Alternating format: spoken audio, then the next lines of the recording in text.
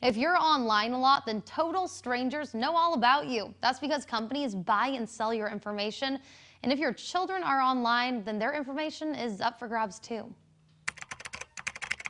I usually look it up on Google or like the top search bar. Like most teenagers, Mason Cole spends a lot of time searching online. Research questions for school and then also Netflix. The 14-year-old has noticed that after searching for something on Google, she'll eventually see ads for what she looked up. Like an app or something, or like a game that I've already done. Sweet.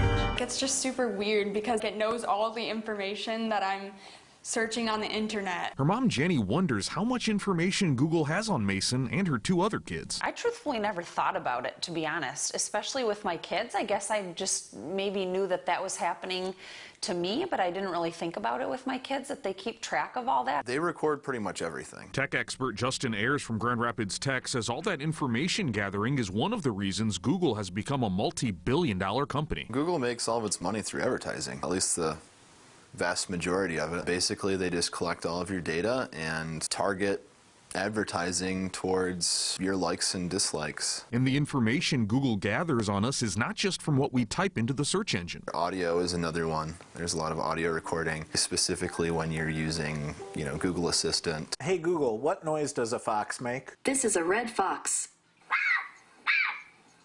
It can grab, say, like a Nike logo off of a picture that you took, and then they know that you wear Nike stuff. Pretty much everything, really. All of that data is compiled by Google to create a profile that is very valuable to advertisers. They pay a certain amount per click, per conversion. The good news is you have access to your data. All you have to do is visit takeout.google.com. There you can review, download,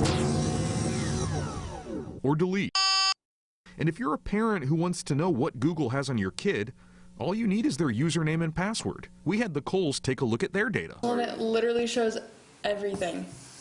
Go. What is it saying? It literally shows everything that you did. What do you mean? Look, saved. It shows what you saved.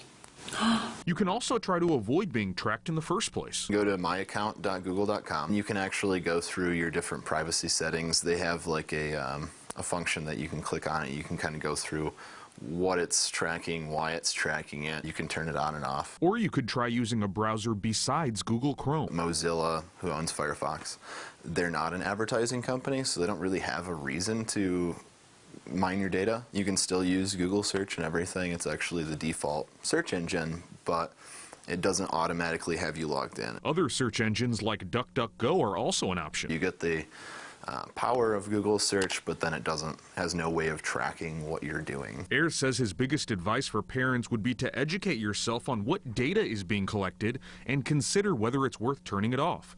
He used location services as an example. There's some use to that, right, as a parent. Google knows where your kid is, but so do you.